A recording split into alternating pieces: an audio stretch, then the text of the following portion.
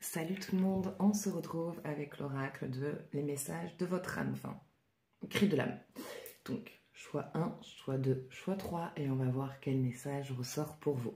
N'hésitez pas à faire pause pour prendre le temps de choisir, et si vous hésitez entre plusieurs, vous pouvez toutes les prendre, c'est que chacune a un message pour vous. On va commencer par le choix numéro 1, qui nous parle de secret. Donc, c'est très simple, hein. Des secrets vont être révélés. Soit vous, des choses que vous n'osiez pas dire, des choses que vous portiez et que vous révélez enfin pour pouvoir vous libérer parce que vous n'êtes pas en accord avec le fait de ne pas dire les choses.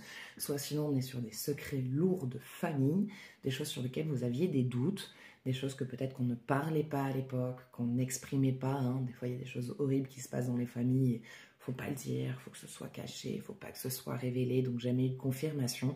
Et il y a des confirmations sur des choses vécues, sur des choses passées, qui vont enfin pouvoir vous permettre de mieux comprendre votre comportement. En tout cas, ces révélations vont vraiment vous soulager, ça va vraiment vous aider à avancer. Même si c'est lourd, même si c'est difficile, il y a vraiment une libération qui amène avec ce secret qui sera révélé.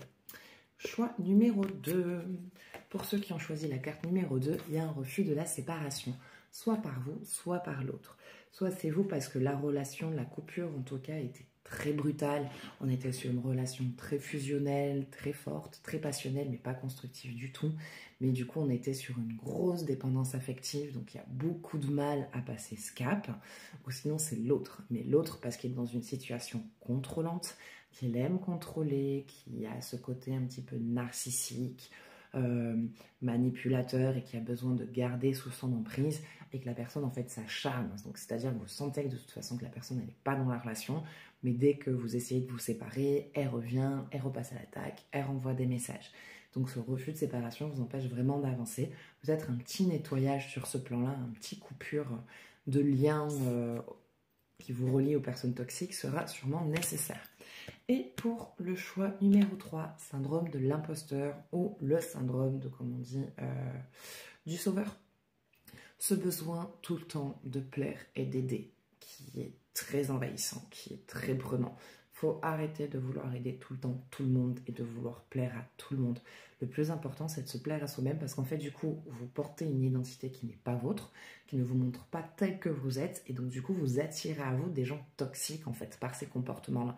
Donc, soyez vraiment vous-même, soyez authentique. N'essayez pas de plaire absolument et vous n'avez pas besoin de sauver la terre entière. Occupez-vous de vous, premièrement, de vos enfants, si vous en avez, et de vos proches. Mais vraiment, quand je dis proches, c'est les personnes qui sont là, qui vous soutiennent, qui vous accompagnent.